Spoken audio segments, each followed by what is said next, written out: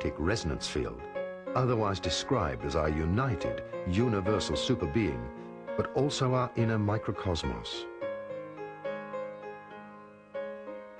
Our thoughts, depending on the origin of their level of consciousness, activate the chakras. These in turn determine our density, or physical frequency, which in the end plays a vital role in the hormonal balance and metabolism, as well as in other bodily functions.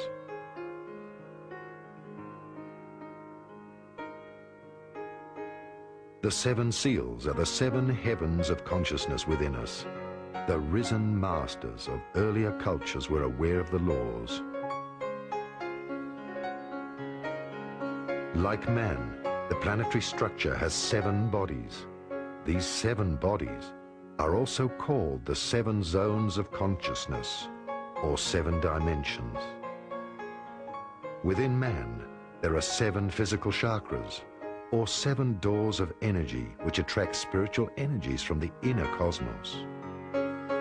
These doors of energy move together with the psyche and the entire human consciousness. Every opening within the human consciousness increases the speed of the chakras. This opening up of the cosmic flower grails permits the body to acquire a higher electromagnetic frequency and take up more etheric energy. Thus, the human body has 2 sources of energy supply: the combustion engine and the cosmic motor of resonance. After December 31st, 2011, when the doorway of the 1111 closes, what happens is those 2 overlap spirals of evolution will now separate, and we will again wait eons for another opportunity like this beautiful one that we're given right now. For those of us who did choose to live in oneness, we will find that we are now aligned with a greater central sun system. Planet Earth will be making this journey with us, and the first stop along the way, on the other side of the door, so to speak, is what we call Octave 11. And Octave 11 is when they'll be very active, building on the new, great creativity, totally new forms of everything. There will be some beings, when they reach Octave 7, who will say, well, I'm not really so interested in this, I'd like to still yet go further. So a small group of beings will join together in the middle of Octave 7 and unify into an even deeper oneness and continue on the homeward journey to a level of consciousness which we call Octave 11. Over the years, as we've been awakening, there's been a great deal of discussion about our light bodies. And we finally realized that somewhere we have these elusive light bodies. And of course, we've been reading books how to find our light body and doing special practices and exercises and eating certain foods so we can find these elusive parts of our beings. And the big joke, of course, is that we've been wearing our light bodies all along. We have them here. For so long we thought we had this physical body with this little tiny flame of spirit here in our heart. And then as we awaken and remember and become vaster and vaster, you see that all along we've been wearing these vast bodies of light, and inside of them is this little tiny physical body. So we're going to be stepping more and more into what we call the invisible. The invisible, the unseen, is going to be seen by us, and that means living our lives more consciously in our bodies of light, bringing it all down all the way through the physical. The masters of ascended cultures knew that the ascension was a gradual widening of consciousness. The higher self helps us with the process of completion.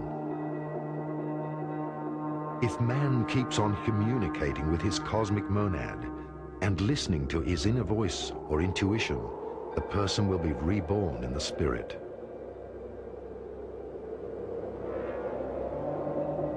The higher understanding will open to him from the inner cosmos, and Buddhi, or Christ from within, also called the third eye. Then, man develops into a superhuman. Through having opened the third eye, which is also called God's eye, man is connected to the cosmos and is able to read from the universal Akashic records. The Akashic records are all the saved linear knowledge of the past, the future, as well as the development of the cosmos and its plans. Humans who have reached this state were called the Enlightened Ones. These people have dedicated their lives to the universal serving of mankind. The total opening of these chakras in their highest frequency meant that the atoms within man also could not keep the energy on a physical level anymore. The completion was an ascension into a spiritual dimension. Some masters have been taken on board light spaceships by extraterrestrials. Other masters, however, of whom no grave can be found, have mastered the physical ascension. They opened the 7 seals and rose into a higher state of consciousness, owing to their activated light body. I think the majority of humanity on this planet are aware that there are other beings, what we'd call extraterrestrials. Some say these extraterrestrials are just future humans who have crossed through simultaneous time, that we on this level are bound by linear time, but when you move up into higher dimensions, higher frequencies, you realize that past, present and future coexist. Also too, when you move into higher dimensions and higher frequencies, you become aware of what we term beings of light. In other words, other expressions of the divine that live and exist in many other realms. The universal brotherhoods are here at this time in service to humanity. They have said that we have been in kindergarten, that our conscious awareness has been too low to be invited to join what is called the Intergalactic Federation of Worlds, that as Earth takes on board the higher light energies, the higher frequencies, as we bring through that shift in conscious awareness within ourselves and literally grow up, learning to treat each other with love, harmony, acceptance, unconditional love, recognizing the uniqueness of all and our individual contribution. When we have achieved that, we will then be invited to join the universal brotherhoods. The Easter Island statues tell the story of ascending Lemurian masters who achieved ascension in very old age.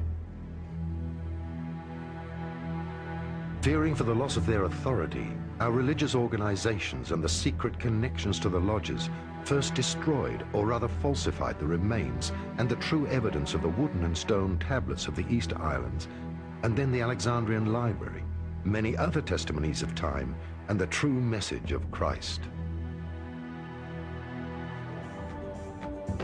This message may be new. We are all Christ, sons and daughters of God, who have an immortal soul, and moreover, when we have reached completion, we become immortal with a universal body. The issue of androgyny is very important at this time upon the planet, simply because, as we can see, there is a need to balance the male and female energies to create complete balance and harmony. The energy that sustains us, that God essence, is androgynous, and we actually have, in fact, masculine and feminine expression of energy within us.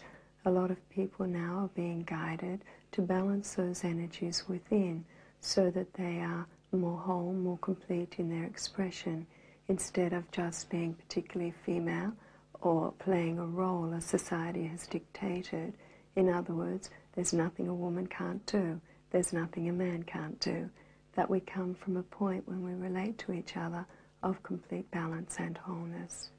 How does immortality function in the new millennia?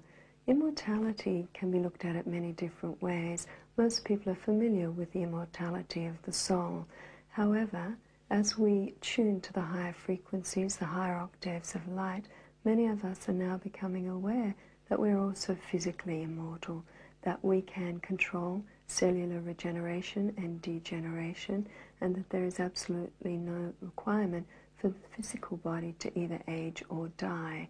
We, the light workers, have very specific roles to play at this point in Earth's history, and I myself would rather finish the work that I have to do here, then take my physical body up into light, or just leave it when I'm ready. To allow the physical body to age and decay, for me, is simply poor time management, when there are many tools and techniques and a natural state of beingness that can occur as we tune to the light energies and allow that God essence, the Christ consciousness within, to step forward. After the chakras of a person have opened up, this person overcomes all physical laws and thus becomes one with the universe and a lawmaker himself.